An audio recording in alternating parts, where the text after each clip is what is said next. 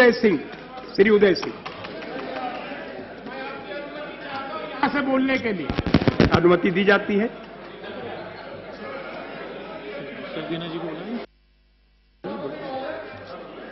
ये बिल पर इस सदन में पिछले शुक्रवार को ही पेश हो गया था और उन्होंने सिफारिश की थी कि इस बिल को पारित किया जाए, लेकिन इससे पहले कि हम लोग कुछ बोल सकते समय खत्म हो गया था और इस कारण ये इस पर मैं आज बोलने के लिए खड़ा हुआ हूं। लेकिन उस आधे मिनट के अंतराल में जब ये फैसला हो रहा था कि इस बिल का क्या किया जाए, उसी दिन चर्चा हो या बाद में चर्चा हो, तो एक विचित्र स्थिति देखने को मिली।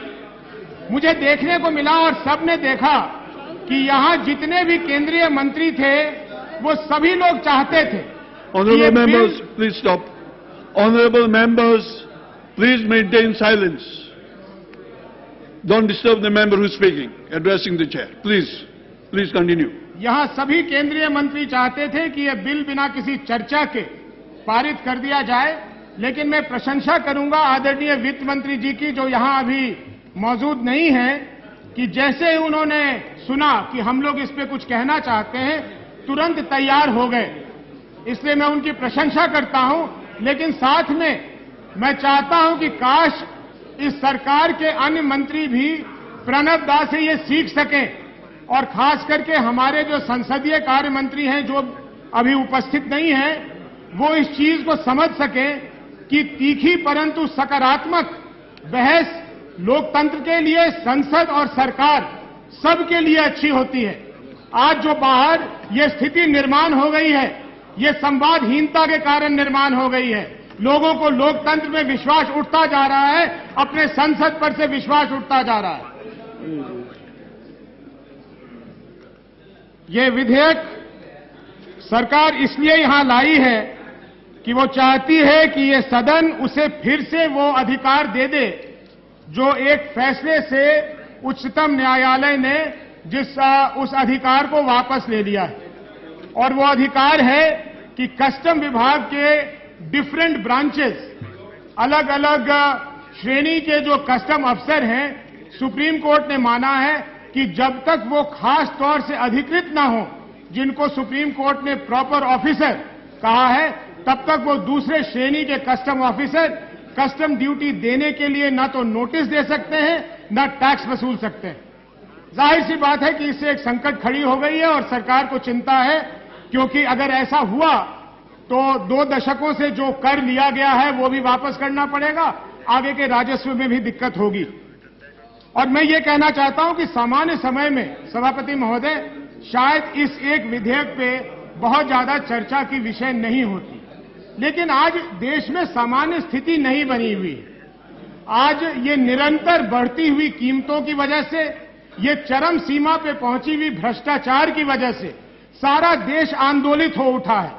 और ये विधेयक जितना सरकार को अधिकार देने के बारे में है, उतना ही इसका संबंध भ्रष्टाचार से। और मैं समझाना चाहूंगा माननीय मंत्री जी को कि इसका भ्रष्टाचार से क्या ताल्लुक है। मेरा तो ये मानना है मंत्री जी कि आपके मंत्रालय में जो टैक्सेशन विभाग है, कस्टम्स और इनकम टैक्स, अगर उनमें से आप भ्रष्टाचार हटा दें तो बाहर जो प्रदर्शन पर बैठे लाखों लोग भ्रष्टाचार के खिलाफ आज आंदोलन कर रहे हैं, उनकी बहुत हद तक मांग पूरी हो जाएगी। आप किससे राय विचार करते हैं? आप राय विचार करते हैं मुट्ठी भर उन उद्योगपतियों से जो इकोनॉमिक एडवाइजरी काउंसिल के सदस्य भी होते हैं, जो फिक्की और सीआईआई जैसे फोरम में जाके अपनी बात आप तक पहुंचा देते हैं। लेकिन आपने कभी इस देश में, आवाज तो बुलंद है यार, ये विजय जी कह रहे हैं ना, विजय जी आपकी भी आवाज ऐसी होगी।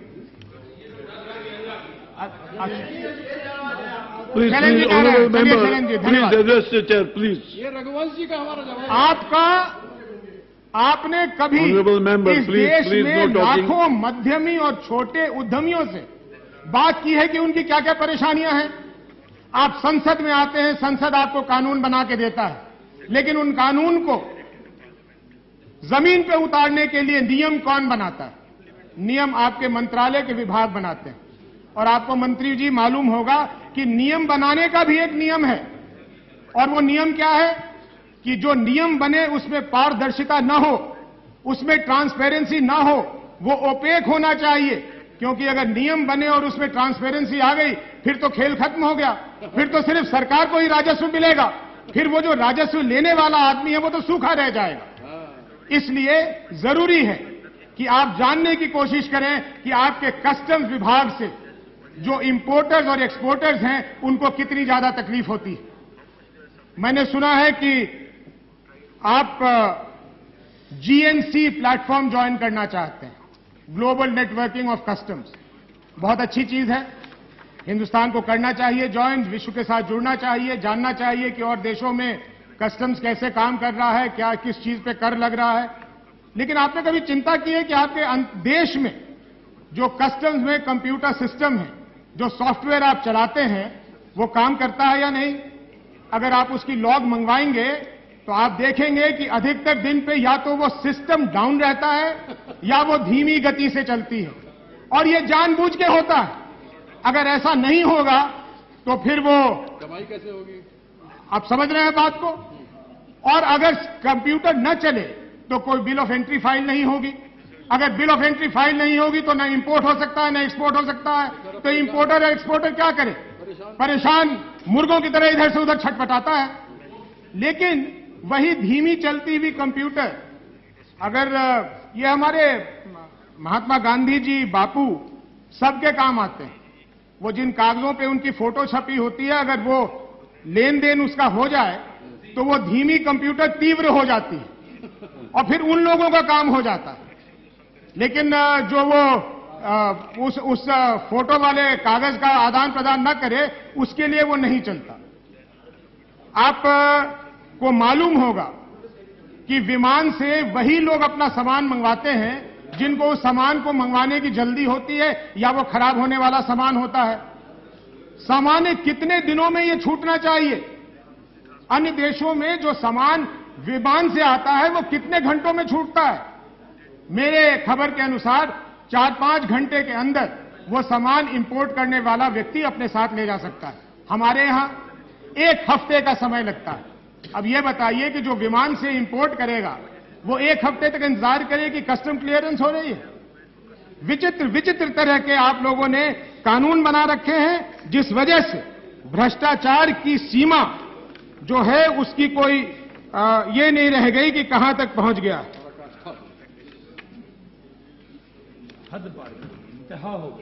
आप पार्लियामेंट आते हैं, अपना फाइनेंस बिल पेश करते हैं, हम लोग उस पर चर्चा करते हैं, कुछ संशोधन होते हैं, वो पारित हो जाता है।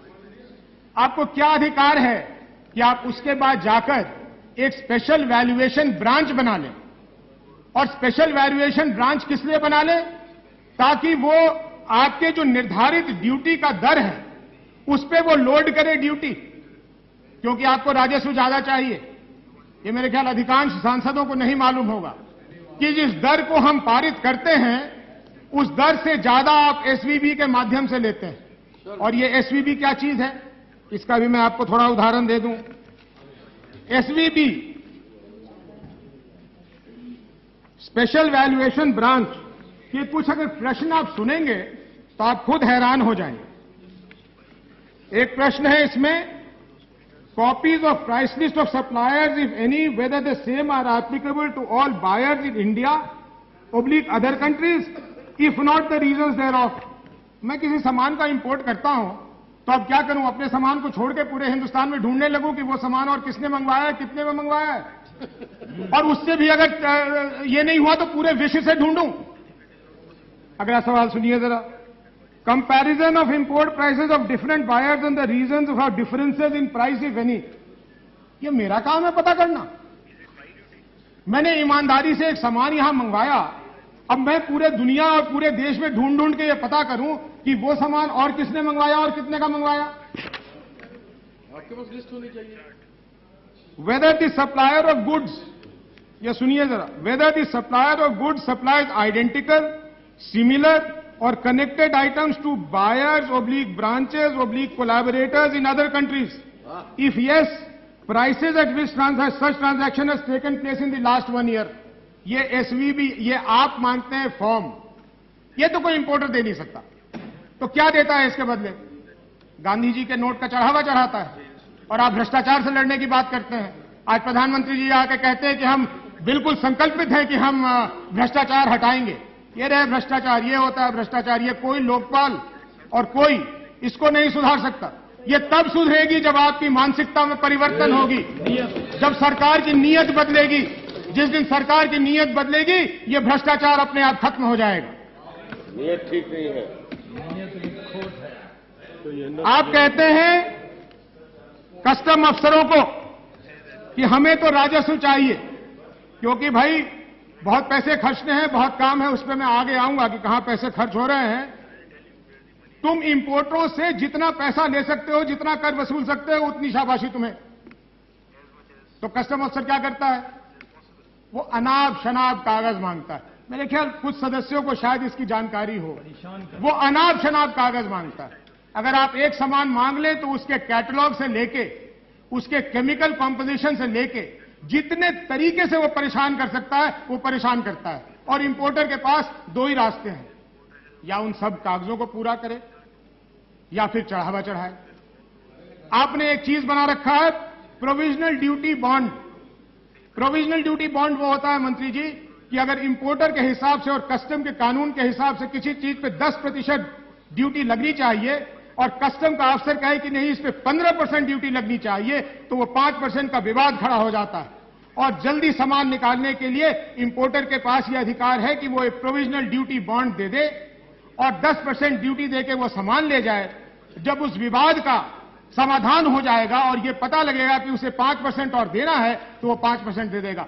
सुनने में बहुत सरल लगता है, लेकिन आपने कभी प्रोविजनल बॉन्ड देखा है? प्रोविजनल ड्यूटी बॉन्ड, उसका नाम बदलकर अगर प्रोक्लेम्ड ऑफेंडर्स बॉन्ड कर दे तो वो ज्यादा बेटर होगा।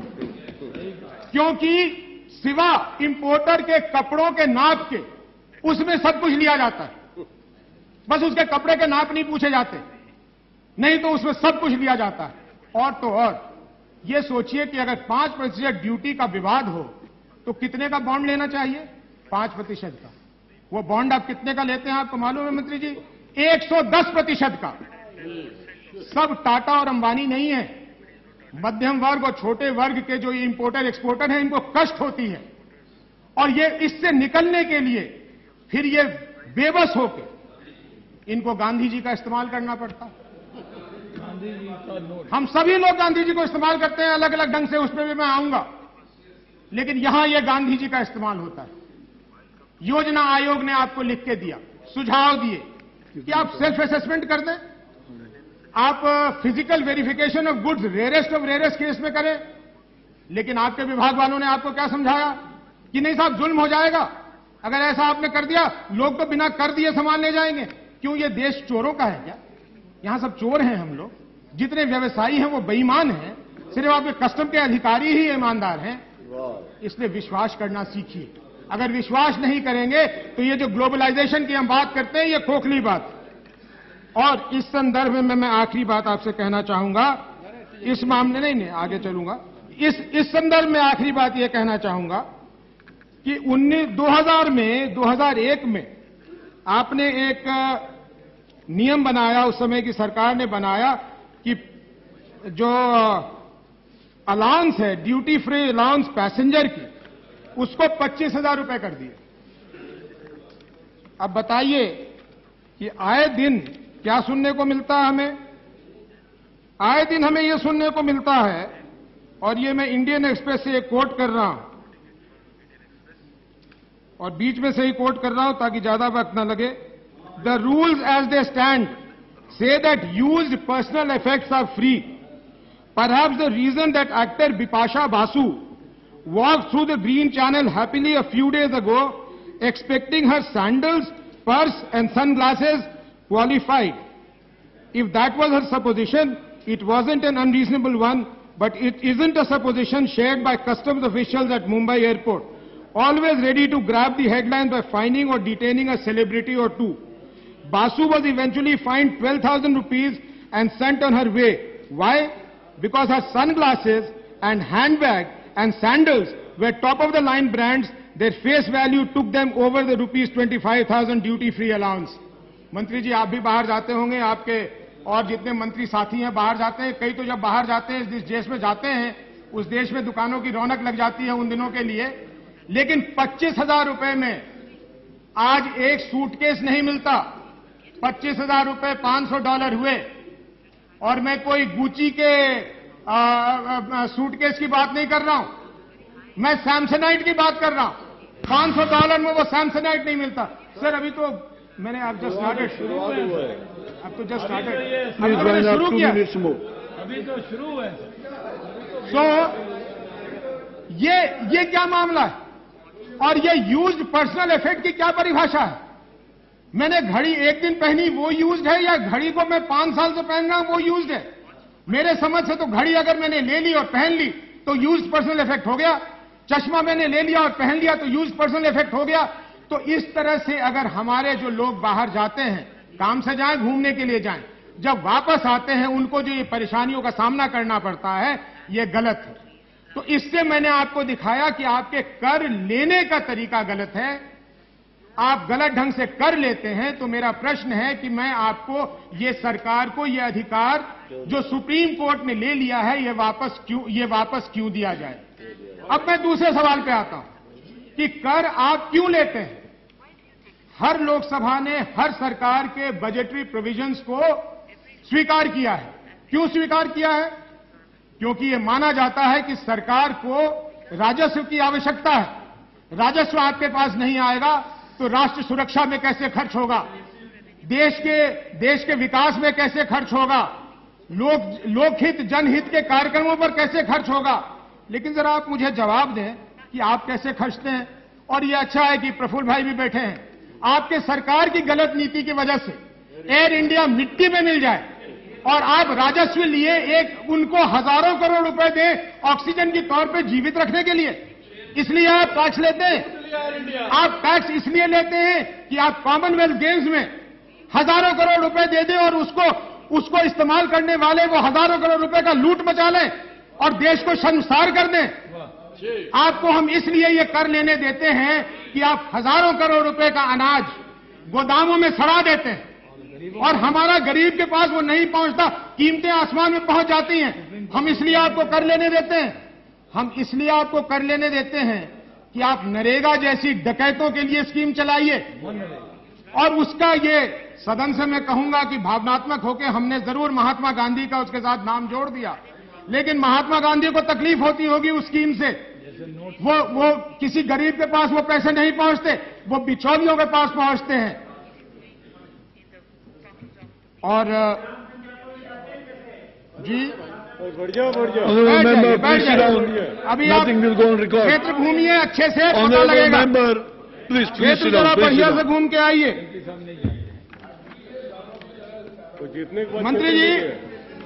मंत्री जी कस्टम्स का 1 रुपया न रह जाए, कोई आदमी 1 रुपया न रख ले, तो आपके पास क्या क्या है? आपके पास कस्टम्स है, कस्टम्स प्रिवेंटिव है, director general of revenue intelligence है, वगैरह वगैरह वगैरह है।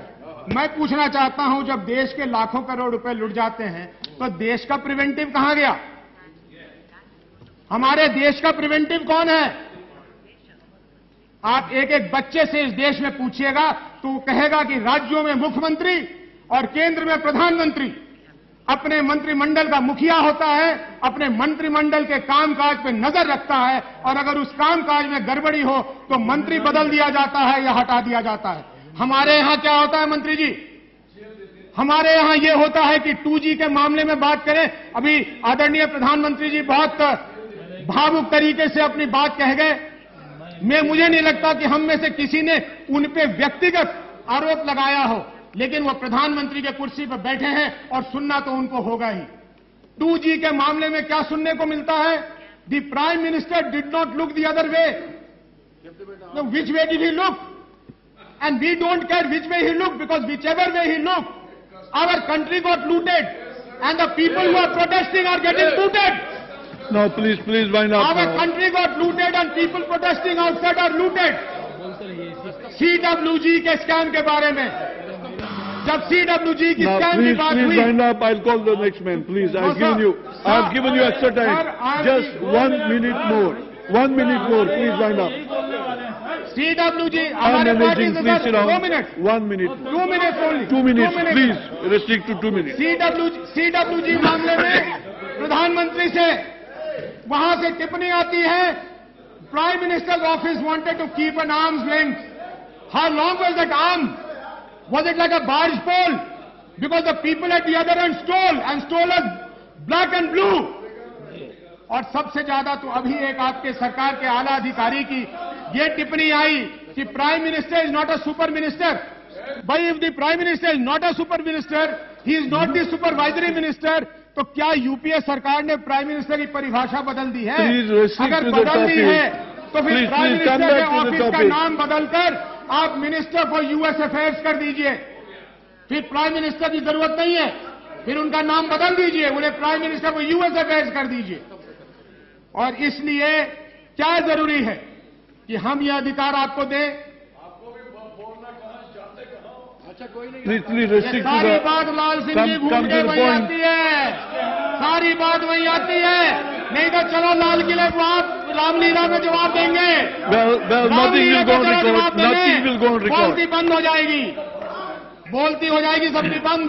Please, I'm calling Ramlila the करो. next guy, Shailendra Kumar. हाँ, Please रामलीला को wind up. देखते हैं. Shailendra इसलिए Kumar. ये कस्टम के मामले में तो आप शैलेंद्र हमसे कुमार। अधिकार मांग रहे हैं. आप अपने उत्तर में हमें ये बताइए कि आप हम लोगों की जो आपत्तियां हैं उनके बारे में क्या कर रहे हैं. और अगर